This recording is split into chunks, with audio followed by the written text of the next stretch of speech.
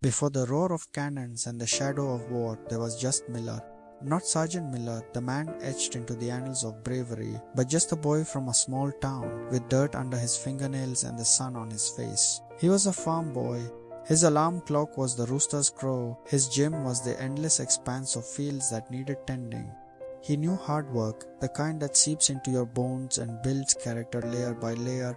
He understood the weight of responsibility, from mending a broken fence to ensuring the livestock were fed before he was. His world was painted in simple colors, the green of the pastures, the blue of the open sky, the white of the milk he delivered every morning with a cheerful greeting. Kindness wasn't a grand gesture for him, it was a daily practice. It was in the way he'd help a neighbor fix their porch, the extra pint of milk he'd leave for the family struggling down the lane, or the patient way he'd listen to the town elders' stories. He wrote letters not of strategy or conflict, but of everyday life, of hopes and simple dreams, sealing them with a promise to write again soon. His laughter was easy, sparked by a simple joke or a shared moment of silliness. He loved his family with a quiet, unwavering devotion. His dreams weren't of glory or conquest, but of quiet nights on the porch, listening to the crickets, with the woman he hoped to marry by his side. That was Miller. A good man in a world that was, for a fleeting moment, at peace. Then came 1939. The world held its breath, and then it erupted. Germany's invasion of Poland was a distant tremor that soon became an earthquake, shaking the foundations of every small town, every farm, every family. The news crackled over the radio, bringing the grim reality of conflict into their peaceful lives. The call for brave men and women to stand against the tide of tyranny reached even Miller's quiet corner of the world, and he answered. Enlisting was a decision born not of a thirst for adventure, but of a deep-seated sense of duty. The same duty that made him rise before dawn to milk the cows now called him to a different kind of service. The day he left, the train station was a blur of tear-streaked faces and desperate goodbyes. He held his mother, her sobs muffled against his chest, and made a promise. "I'll be back," he whispered, a vow he would carry with him through every trial to come. But as the train pulled away, carrying him towards an unknown future, he couldn't possibly have known the true cost of that promise. He didn't know the depths of fear he would have to confront, not just in the enemy, but within himself. He didn't know the impossible reserves of courage it would demand. The farm boy, with his calloused hands and gentle heart, was on his way to becoming a soldier, a single face in a sea of millions, a shadow stepping into the defining conflict of his generation. Yet in that quiet departure, a silent hero was already in the making. The transition from the green fields of home to the mud-caked training grounds of boot camp was a jarring one. The familiar scent of hay and earth was replaced by the acrid smell of gunpowder and sweat. The rhythmic churn of the butter was replaced by the relentless cadence of marching boots.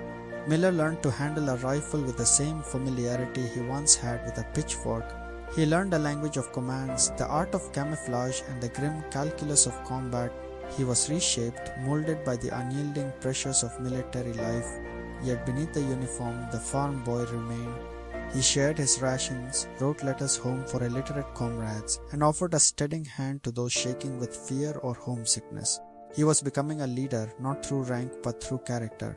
Then came the day that would forever be seared into history, June 6, 1944, D-Day. As the Higgins boat slammed against the waves, carrying them towards the shores of Normandy, the air grew thick with a tension so palpable you could taste it. It was a metallic tang of salt, fear, and impending doom. The ramp dropped and the world dissolved into pure, unadulterated chaos. The serene blue of the ocean turned a horrifying crimson. The air, once filled with the cries of gulls, was torn apart by the shriek of artillery, the relentless chatter of machine guns, and the screams of men.